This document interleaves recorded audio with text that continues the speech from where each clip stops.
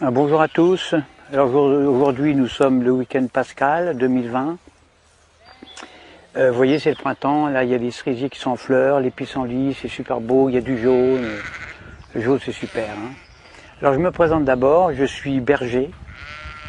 Je possède des milliers et des milliers de moutons qui m'obéissent au doigt et à l'œil, et aussi à la baguette. Mon rôle de bon pasteur est de les protéger avec amour. Donc je les nourris bien, j'en prends soin. Un mouton, parce que je sais qu'un mouton bien élevé, élevé avec amour, eh bien c'est l'assurance d'obtenir une laine soyeuse, de qualité, et une viande fondante d'un goût incomparable. Ça c'est certain, moi j'aime mes moutons. Alors pourquoi mes moutons sont heureux, mais vraiment heureux quand je les tonds? Pourquoi est-ce qu'ils ne réagissent pas? Pourquoi est-ce qu'ils ne réagissent pas quand je les vaccine, quand je les sacrifie sur l'autel de la gastronomie? Il y a un mystère, il y a un mystère. Surtout quand on sait que moi, je suis qu'un petit bonhomme fragile, qui ne ferait pas le poids face à un mouton en colère. Un seul mouton en colère, un seul bélier peut me tuer d'un seul coup. Eh bien le secret, le voici. Pour qu'un troupeau de milliers de moutons soit docile, soumis, obéissant, eh bien il suffit de jouer soit sur la peur, soit sur leurs besoins de sécurité. Exemple, quand j'ai besoin de les tondre, ou de les vacciner, ou de les confiner, ou même de les mener à l'abattoir, eh bien je leur crie « Attention, voilà un loup ! Il y a un gros loup !» Donc là, je joue sur la peur. « Courez vite dans la bergerie, allez vite, vite, vite, réfugiez-vous là-bas !» Besoin de sécurité. Et là, dans une psychose collective, où ils se piétinent les uns les autres, ils se carapatent tous dans la bergerie, sans même réfléchir, parce qu'ils sont heureux de se retrouver en sécurité, confinés dans la bergerie, loin des dents du loup. La peur court-circuite la réflexion.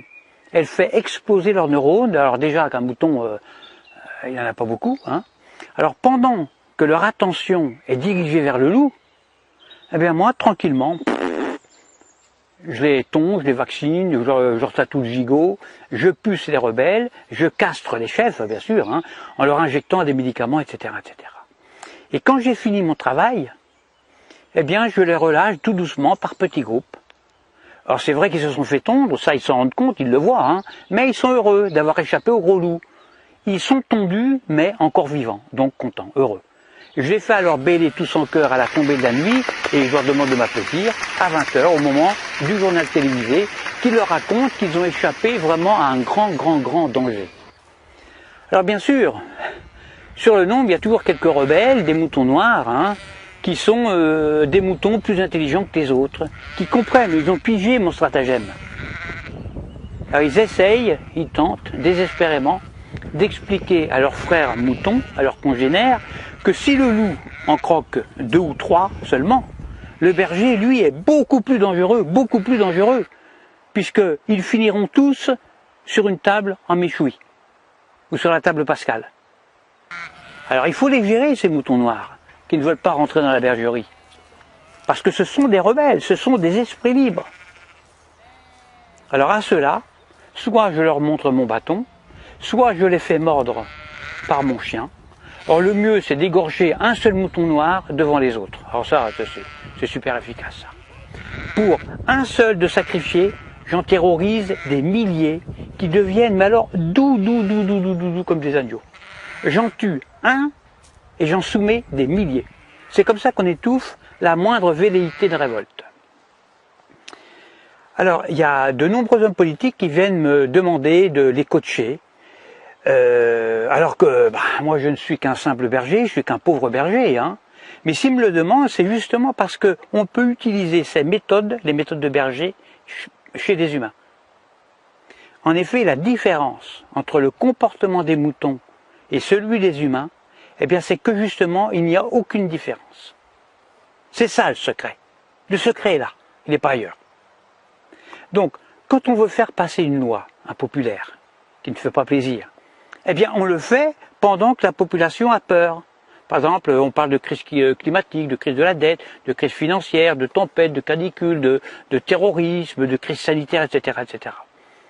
À cause du coronavirus, et là on joue avec la peur, eh bien on a réussi à confiner non pas des milliers de moutons, mais des milliards d'humains sur toute la planète, sur toute la Terre.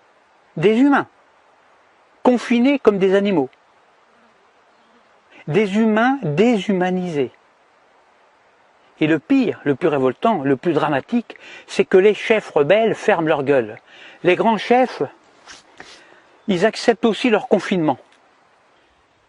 Alors la seule solution pour s'évader de ce piège machiavélique sera un réveil collectif. Alors moi personnellement, je ne perds plus mon temps à essayer d'éclairer les blaireaux. Ça sert à rien, ça ne sert strictement à rien. Parce que quand j'explique la stratégie dont sont victimes les moutons, soit le mouton est déjà éveillé, alors dans ce cas-là, toutes mes explications sont vraiment inutiles, ou alors je tombe sur un mouton con. Et si c'est un mouton con, il ne comprendra rien à ce que je lui raconte. Parce que justement, c'est un mouton con. Alors il faut faire attention parce que le mouton con, lui, il n'est pas fautif. Il est con, c'est tout, c'est pas sa faute. Alors à bientôt pour une prochaine vidéo.